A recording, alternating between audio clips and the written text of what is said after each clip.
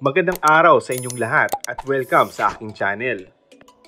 Muling nabanggit ni Christopher Min ang tila pagdadalang taong muli ng aktres na si Julia Montes. Ito ay matapos na lumabas ang isang larawan ni Julia na tila may kakaiba sa pangangatawan nito at kapansin-pansin umano na may kalakihan na ito ngayon.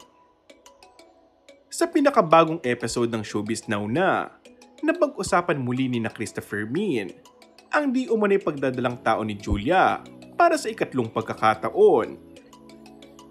Pahayag ng showbiz columnist, nagdadalang tao na naman daw si Julia Montes kay Coco Martin. Ibig sabihin daw ay may nauna. Nakakaloka umano dahil sa isang larawan na kumalat na malaki na ang tiyan ngayon ng aktres at palaging naka-blazer.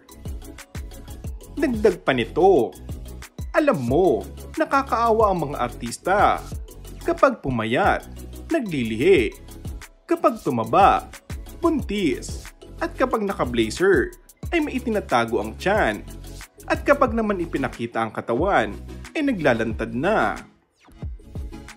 Nabalik tuloy ang chismis na may pinagdududahang nasa interesting stage muli ito. Pero tahimik lang sila. Pati si Coco Martin ay hindi pinatulan ng ganong intriga. Nakakaloka yung hindi pa nga nagsasalita si Coco Martin at Julia Montes hingil sa ayaw mamatay-matay na chismis na may anak na sila.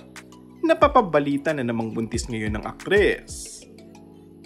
Kaya ang tanong ng mga netizens, buntis na naman daw ba si Julia? At syempre pa, asking din sila kung kailan daw ba magsasalita ang dalawa sa mga isyong ipinupukol sa kanila. Tulad nga ng may relasyon ba ang mga ito? May anak, engaged na, at ngayon nga'y buntis na naman. Hiling ng mga fans na sana ay once and for all ay magsalita na sina Julia at Coco para naman mabigyan na ng kasagutan ang mga tanong na noon pa itinatanong sa kanila. And that's all for our today's video. Kung bago ka lang sa aking channel ay mag-subscribe at pindutin na rin ang notification bell. Maraming salamat!